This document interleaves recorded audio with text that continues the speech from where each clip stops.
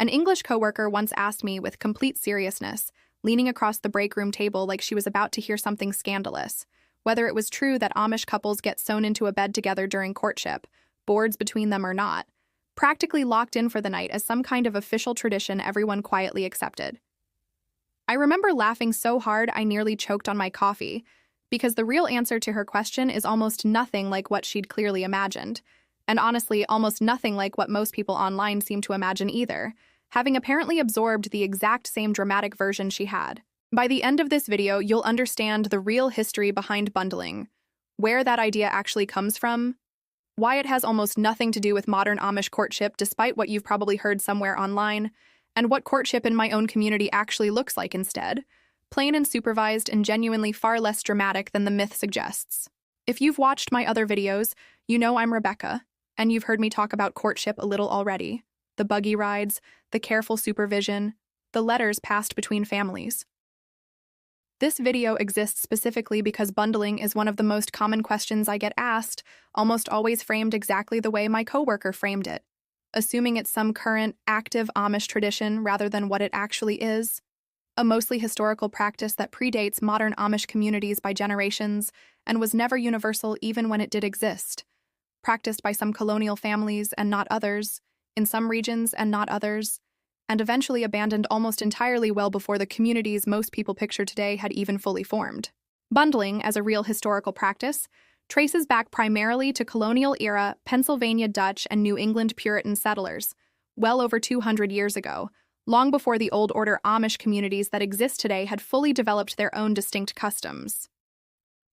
In cold climates with limited heating, some families genuinely did allow a courting couple to lie together, fully clothed, sometimes with a wooden board placed between them, sometimes with the young woman's legs tied or bagged separately, specifically as a chaperoned way to allow private conversation during brutally cold winter nights, without wasting expensive candles or firewood, keeping a separate sitting room heated for hours. Historians who've studied the practice generally agree it wasn't secretive or romantic in the way outsiders now imagine. It was practical, supervised, often with parents sleeping in the very same room or just beyond a thin partition wall, specifically designed to limit physical intimacy rather than encourage it, the opposite of how it usually gets described online now. That practice largely faded out across most communities, including Amish ones, by the early to mid-19th century, as housing, heating, and social customs changed significantly, better stoves, better insulated homes, and shifting attitudes toward courtship all playing some part in why it simply stopped being practical or necessary. In my own community today, and in every Old Order community I personally know of, bundling simply isn't practiced at all, hasn't been for generations, and isn't part of how courtship actually works for young people like I once was. I've heard stories from my grandmother about hearing similar stories from her own grandmother, always described as something from an older, stranger time, something almost like a folktale rather than a real memory, never as anything either of them had experienced firsthand or even knew anyone who had. What courtship actually looks like in my community is far less dramatic than the bundling myth suggests, though I understand why it's less exciting to talk about.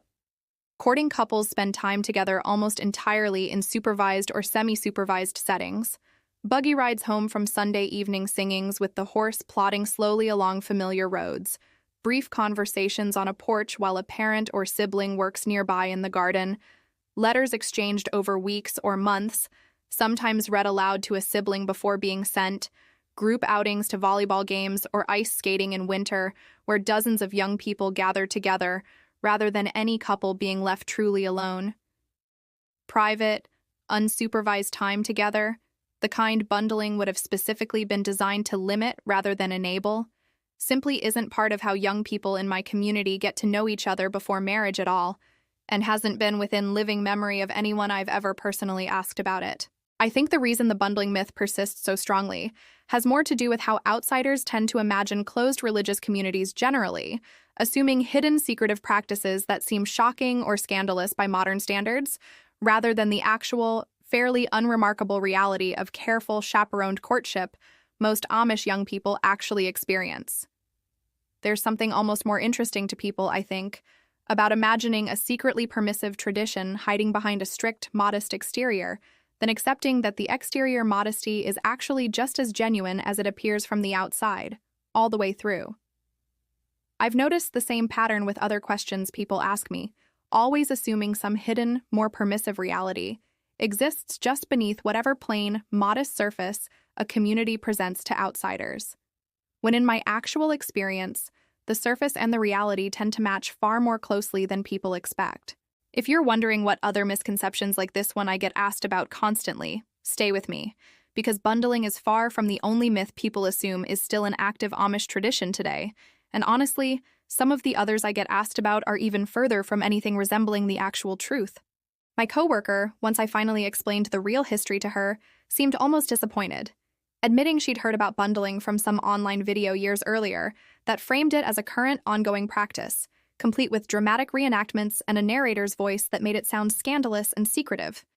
The kind of thing that had clearly stuck in her memory far more vividly than any accurate historical explanation would have. She kept asking follow-up questions, half hoping, I think, that I'd eventually admit some version of it still happened quietly, and I remember gently repeating several times that no, genuinely it doesn't, and hasn't for longer than either of our grandmothers have been alive. I don't blame her for believing it originally. Content like that spreads exactly because it's more entertaining than the truth, and I understand the appeal of a scandalous secret over a genuinely unremarkable historical footnote, especially when it's presented with enough confidence and dramatic music behind it. Looking back on questions like hers, what I actually want people to understand isn't just that bundling isn't real for modern Amish communities. It's that a lot of what circulates online about closed religious communities generally gets shaped more by what sounds shocking and shareable than by what's actually true, and I think that's worth being a little skeptical about, whether the topic is bundling or any other dramatic claim about a community you don't have firsthand experience with. I've seen other videos myself since starting this channel, making claims about Amish life that sound dramatic and compelling, and knowing what I actually know about my own upbringing, I can tell you plainly that a fair number of them are exaggerated well past anything resembling the truth. The real story of Amish courtship isn't secretly scandalous underneath a modest surface. It's actually about as careful, supervised, and unremarkable as it appears. Buggy rides and porch conversations and letters read aloud to siblings. And honestly, I think there's something worth respecting in that plain, consistent honesty, even if it makes for a less exciting video title than the myth does. I'd rather tell you the accurate, slightly less dramatic version than let a 200-year-old, largely discontinued historical footnote keep getting mistaken for something my own community still quietly practices today. Tell me in the comments, had you heard about bundling before this video, and did you assume it was still practiced today the way most people seem to? I'd genuinely like to know where you first heard about it.